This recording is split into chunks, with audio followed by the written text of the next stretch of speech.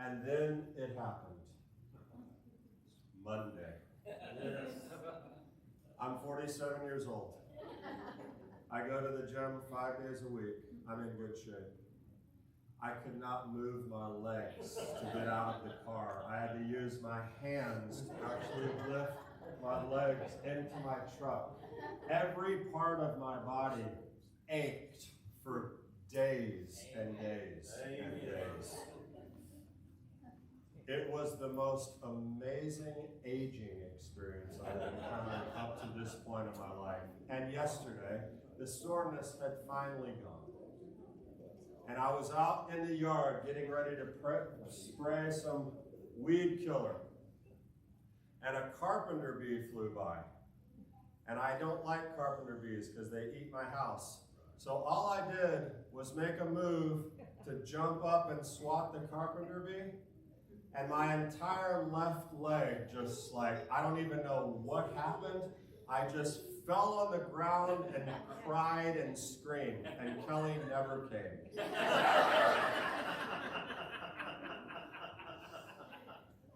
A week later, after this Boaz adventure, I pulled a muscle swatting a carpenter bee. Thank you, Boaz. All of the older men of the congregation, thank you. But here is something exciting. Just a confirmation that God always knows. Always knows. Today is March 13th? 14th. March 14th. This was the day that we had planned to launch Shalom Macon. While the rest of the world is now canceling services and people are in quarantine and everything, can you imagine all the work, all the preparation, all the money, everything that would have gone into this day, and then the whole world is on lockdown? And yet, I found a way to be discouraged and complain about the fact that it was delayed. And it is so humbling when God always, always, always knows what he's doing. We have to remember that in all circumstances, at all times, right? So, we are kind of on a little bit of a unique place in the world right now, so we don't have ONEG today, we don't have studies after, we don't have anything like that. But it is such a good thing to celebrate the Shabbat with all of you here today, and even if we're just doing the old elbow shake or whatever, we're in God's house. And this is a house of healing, it's a house of prayer, it's a house of restoration, all kinds of great things. So, Shabbat Shalom. Oh, yes, this is an announcement that's important. Camp Dorot, Generations. We are doing early registration, so you get to save a little bit of money off the already very bargain price of $15 per child.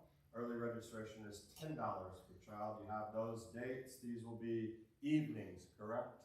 Evenings, camp, June 22nd through 26th. You see all the information. It's an awesome thing. It's a passport to Israel. It's an amazing curriculum that Sabrina and the whole team who are working on the road are developing. It's going to be great. Share it with your friends, your neighbors, and your children. They'll learn new things that will inspire and excite them about Yeshua, about Israel, about the Torah, all these things. Meal of Messiah, what are we doing? Tickets will go on sale this coming up. And what are we having? Did we decide? What is it? Behemoth and dog? Okay. So we're having a wonderful Meal of Messiah celebration. We'll have it in here. Tickets on sale this week. Look out for those. And that's not happening. Go back though. That is everyone exiting the store when someone sneezed. And rushing in to buy toilet paper. Yeah. Right. And last but not least, yes, we're on our way. Do we have jerseys? There we are. Come on, Paul. Get the modeling going on. Sabrina got for us. So you look at the front. Nice. And then the back. Wonderful. But they all say Cajun. They do. American. And And they're going to be numbered all up to my number. Yeah. No, I'm just kidding. Perfect. I did get a message just this morning, just a few minutes ago. The league will be delayed till April 6th, and we'll go from there. Perfect. So April 6th is the estimated start date now, and still practice tomorrow. Well, Carpenter Bee took me out of that, I'm sorry. Are you serious? That wasn't a joke. For everybody else, because he's missed the first practice and missed the second No. practice. Okay, good. 1300. It'll be at the game field, which is on Hartley Bridge Road. I sent that in a message. If anybody else needs directions, just come see me and I'll let you know where it is. 1 o'clock. 1 o'clock, 1300. 1 o'clock. Perfect. All right, looking forward to that. More victories. More victories. Please. Israel 2020.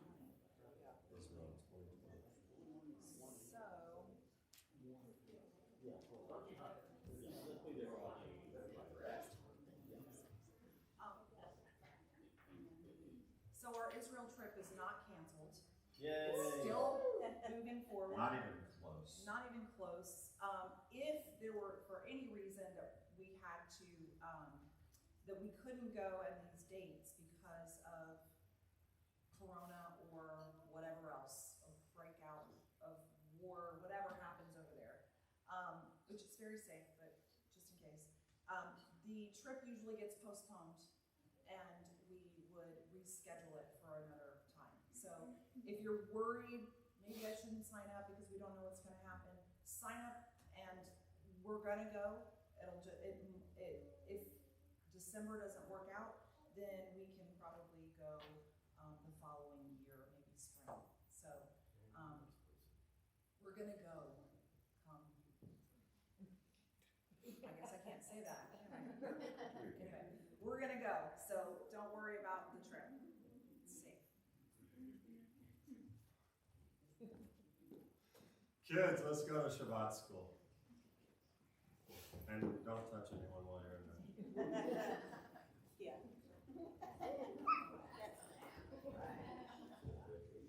Actually, these are our safest. Yep, these are our safest Americans right now, I believe.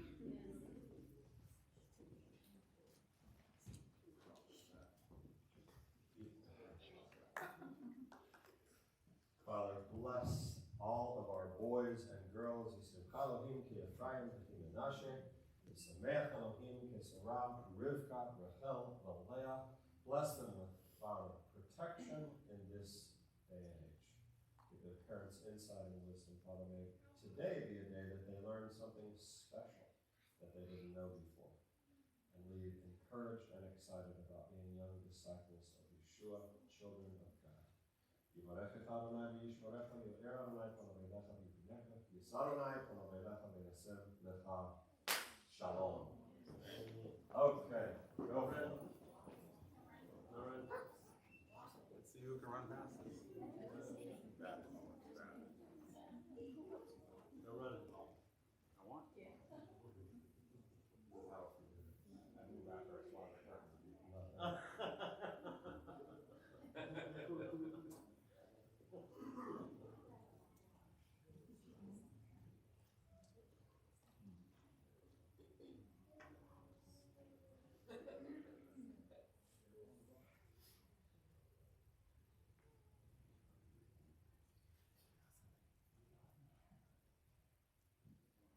I had no idea we were going to run out of toilet paper. We talked last week about COVID-19, Corona.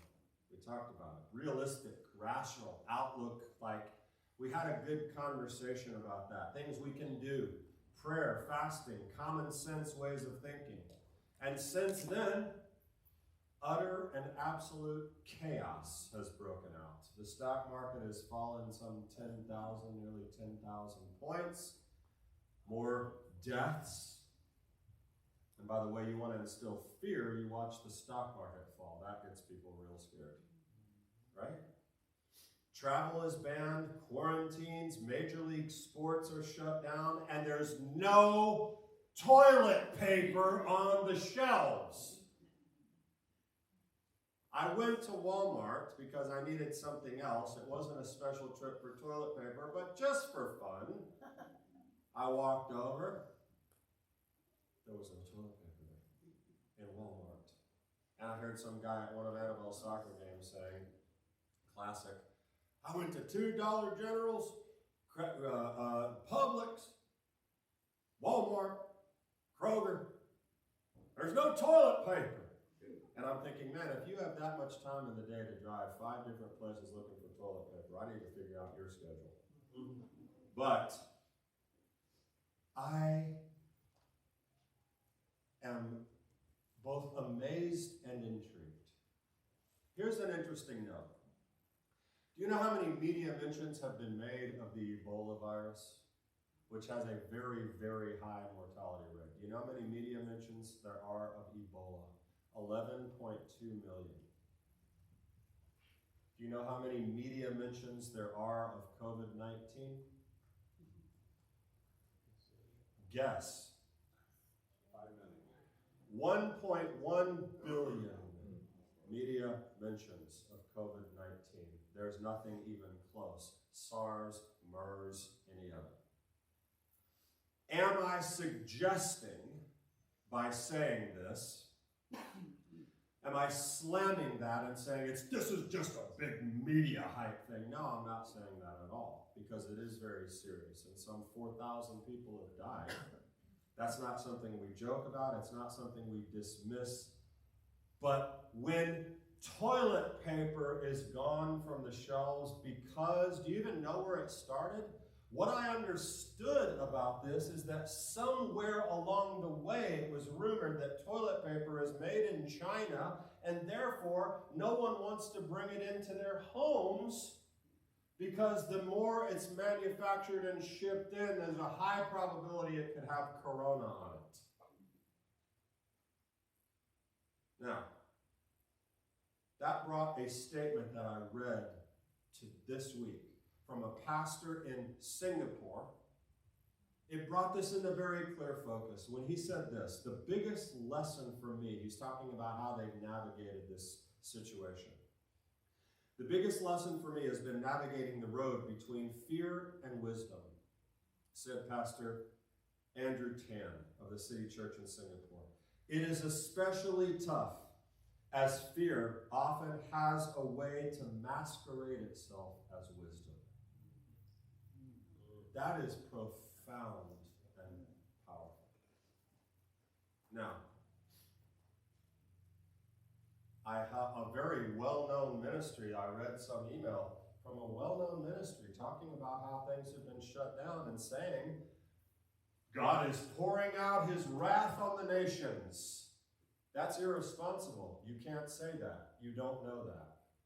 A judgment from God? I don't know. We talked about that last week, and that's really, it's not our right to promote doomsday ideas and suggest that this is definitely some judgment and the earth is finally getting what's coming to it. But that statement, fear has a way to masquerade itself as wisdom, has an application for God's people. And when God's people are fearful, we make bad decisions. Do you know that? Case in point, and I believe this is the enemy's number one tactic for manipulating you, fear. Case in point. Exodus 31, the end of the first section of the tabernacle building instruction, ends quite peacefully, and it says, when he had finished speaking with him on Mount Sinai, he gave Moses the 2 tablets of the testimony, stone tablets written with the finger of God. Wow, things were really going good up there.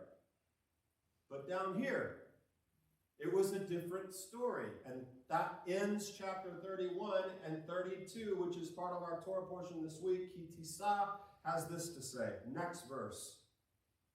When the people saw that Moses was late in coming down from the mountain, the people gathered against Aaron, and they said to him, "Come on, make us gods that will go before us, because this man Moses, who brought us up from the land of Egypt, we don't know what has become of him." They were afraid. They lost faith. They were afraid. That's what happened. And I understand now Moses' utter disbelief at what he was seeing. Never did I realize that we would be able to connect Moses to toilet paper. But it is possible. The effects of fear cause us to behave irrationally. Irrational behavior. To literally create problems where they did not exist. This behavior is irrational. That behavior was irrational. God had recently provided deliverance from bondage, a marriage covenant on Mount Sinai, shown up in power, done all these amazing things for the people. And Moses had gone up and he was going to be up there working, but all of a sudden that changes because it's not going the way they planned it. And he says, the people say, he's abandoned us. He's not coming back. We gotta do something. We gotta fix this. And it's inexplicable, honestly, when God displays that type of power, that within that short amount of a time you can fail and fall. And that's why this is one of the main things that people constantly love to throw Jews under the bus and the Israelites and say, look at them, man. They couldn't even make it 40 days and they lost faith. These old Jews. But seriously, there is something much deeper and much more insidious here than fear.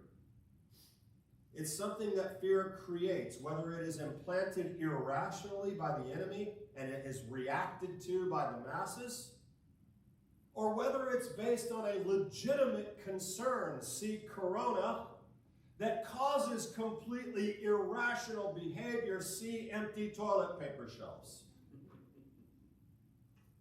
That is our deep need to control. That is what fear brings about in people. It is something within us. And what Moses sees, Joshua says, listen, there's the voice of battle in the camp. And Moses says, that's not battle. That is blasphemy. That's what he hears. That's what he comes down and sees. But you know, and Moses, he comes down and he sees this and he's holding these tablets and he says, what have you done? But you know what the people say? Look what we have done. We fixed it. And we're so zealous and proud of our ability to fix this situation, we even convinced Aaron, the high priest, to be involved in it. We don't need to rely on God. We can make our own God. We can be in control of this situation.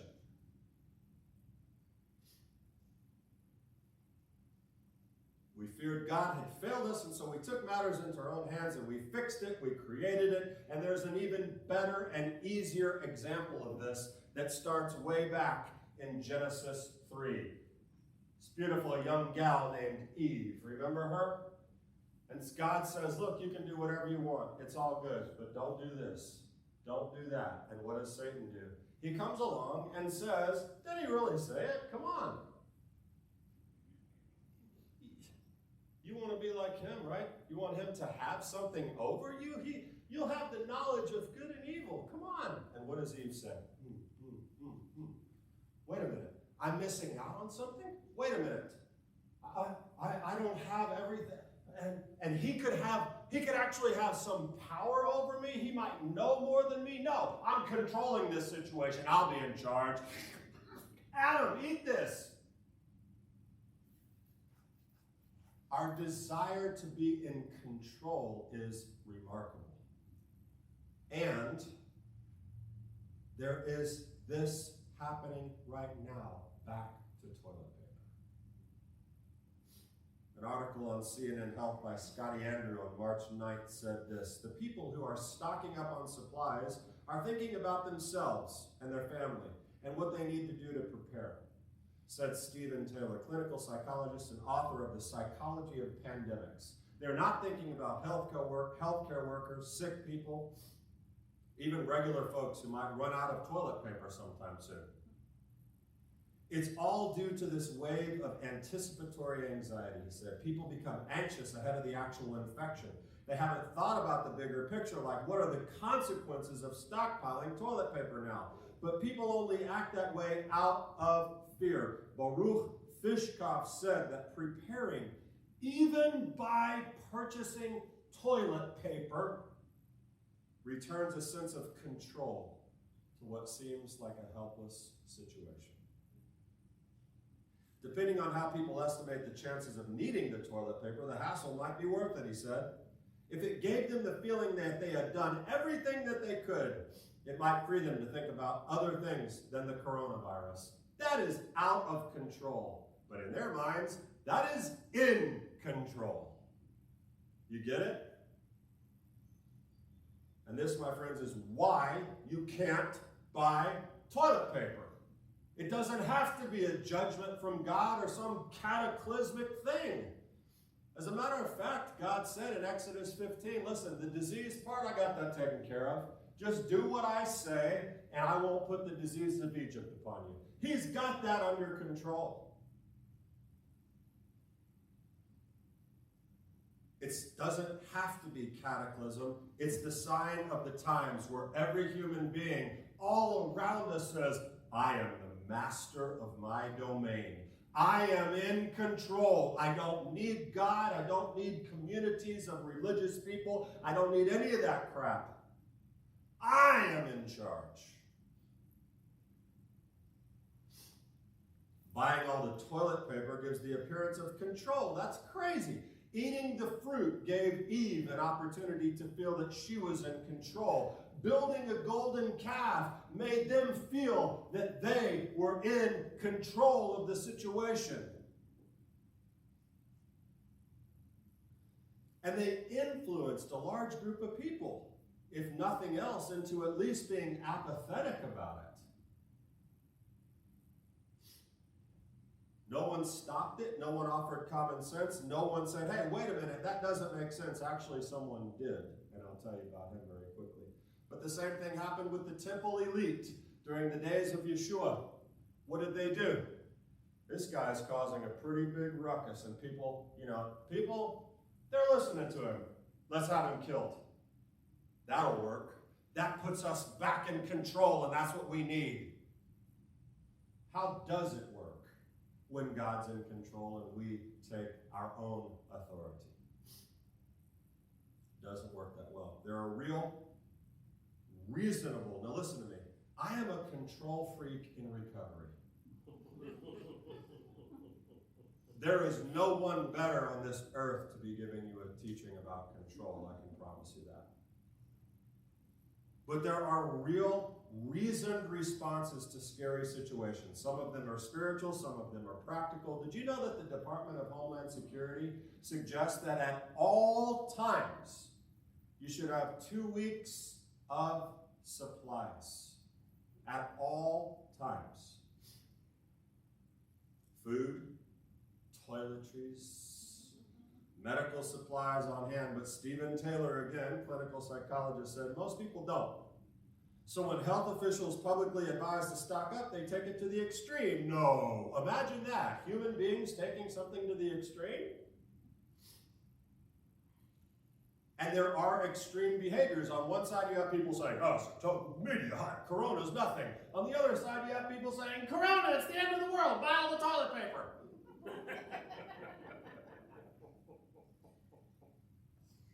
God communicates through earthly wisdom. You know that? He does. He always has. And we have to pay attention to that. And we're prone to not. Speaking of, I said no one helped, no one discouraged. Yeah, there was one guy who discouraged the golden calf. Who was he? Anyone know him? Her. Not him, her. No, him, her. H-U-R. You know, the guy who was with Aaron, holding up Moses' arms. There's some debate about who her is. He's either the son of Miriam or maybe he's the husband of Miriam. But he was a pretty important dude. And her stood there and told these people, no, you can't do that. Don't do that. And I imagine him saying, listen, You saw what God did. I know he's up there and he's coming back down, but you know what God did. And I can imagine their response. Her? Shut up. You believing in fables and fairy tales. That's not real. And what did they do? They killed her. Killed him, her. And there's a parallel. There's a parallel to that today. Because for us, when spiritual religious voices raise the cry of trusting God through this situation, what happens? They're silenced. They're shut down. We don't need fables. We need science. Science is what we control, and we need to be in charge of it. Don't give me all that garbage about some God and healing and protection. We're going to be in control because surely we know everything about the world through science. And so I just had a Nacho Libre moment. Why are you always judging me because I only believe in science?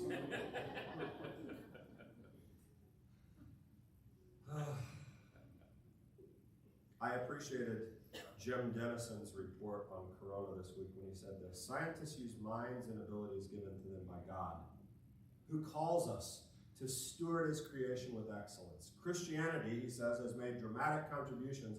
Might argue that Judaism has made even more proportionally amazing contributions, but it's not about that. It's not a battle. Judeo-Christian doctors and scientists have made dramatic contributions to the development of hospitals, advancement of medical care. According to a University of Chicago study, 76% of doctors believe in God and use that in their treating of patients and how they think of disease and different things like that. It's a mistake for scientists to discount God's wisdom, just as it is a mistake for us to discount scientific wisdom. The great physician uses science and reason, but here's the problem. Old favorite song of mine. It's not a black and white world to see the white, to see the something.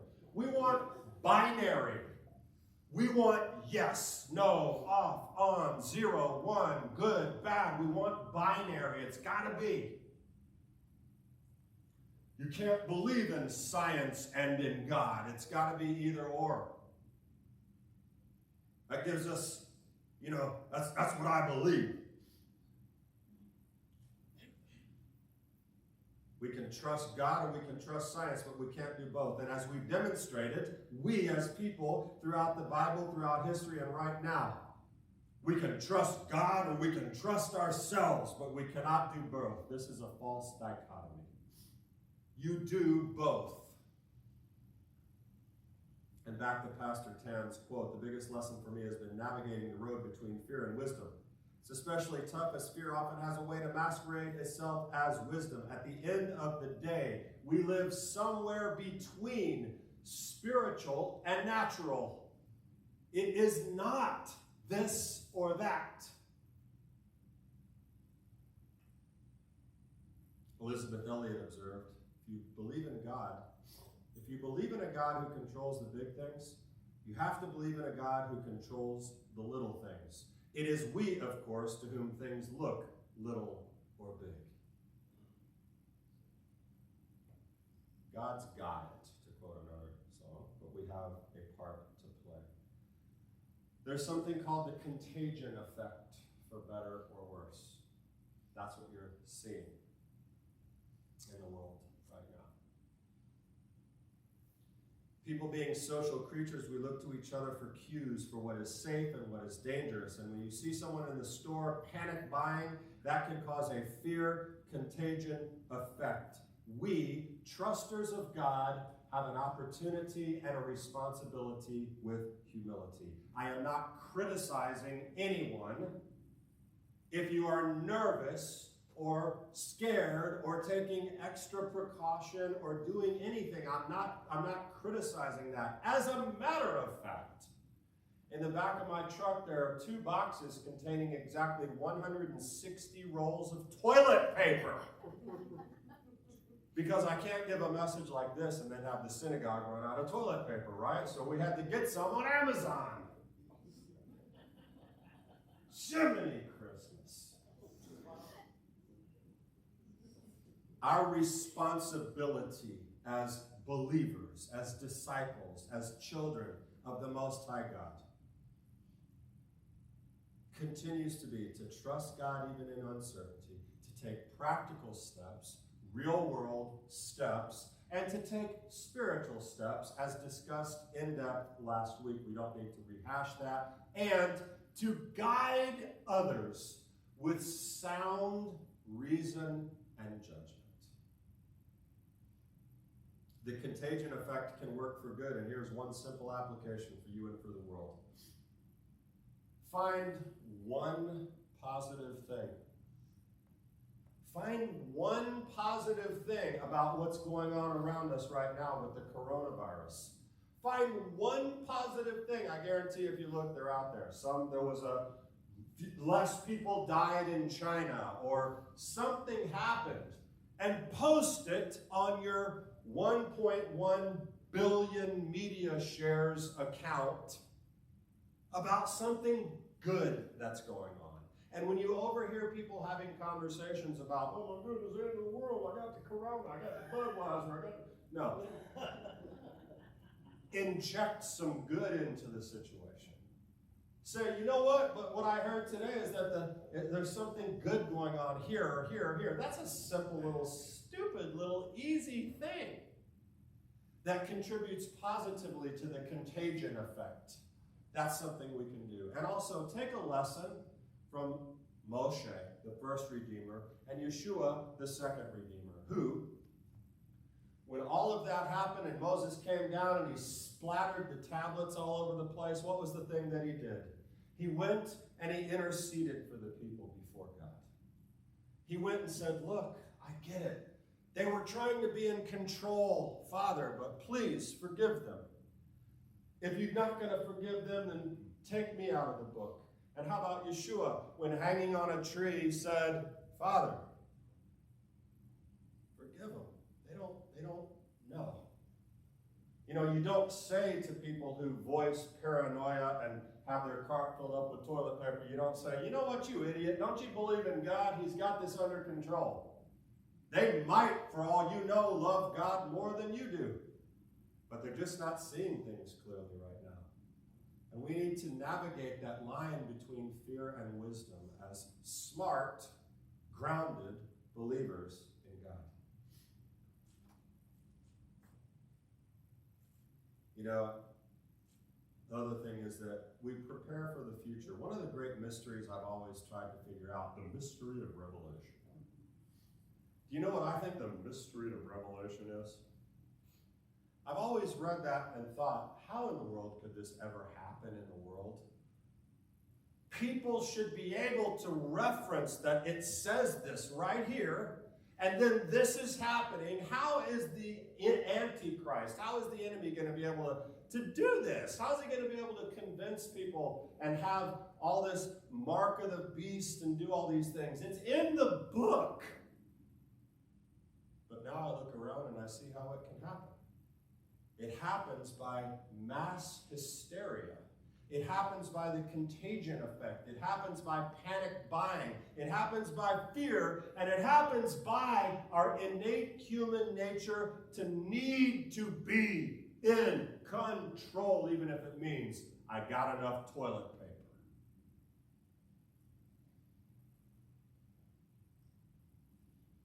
So, in the words of the Boy Scouts, be prepared. And here's my message title. You ready? Slow your roll.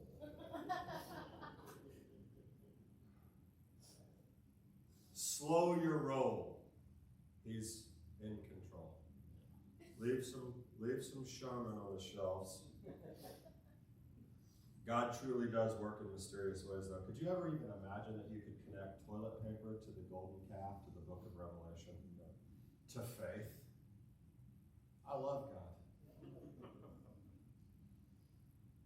seriously. Think on the things that I've said today. It's not deeply religious. It's more almost psychological. But our religion even has a psychological component to it.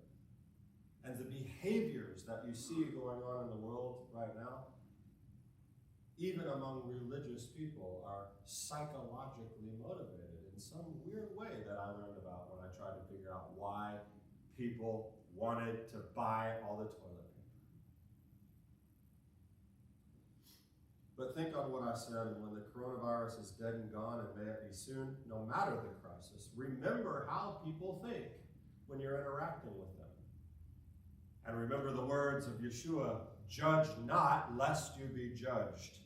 I can easily look around and walk down that shelf in Walmart and say, oh my goodness, we are living in a world of morons. But that's not my place. Because who knows what I might be a moron about? Think about it. It's nearly hilarious to me that through this, do you know what I'm going to remember most about coronavirus? Toilet paper. Because, I don't know about you, but I spend some time in the bathroom on a daily basis. And there's toilet paper in there. And every time since I began preparing this message, every time I'm in there and I see a roll of toilet paper, you know what I'm thinking about? Praise God. For a number of reasons. But, I mean, spiritually speaking, thank you, God, that you are in control. We can trust you. We don't have to build a golden cow. We don't have to build on these acres back here a toilet paper manufacturing facility. We can just take practical, real-world, logical steps that walk somewhere on the side of wisdom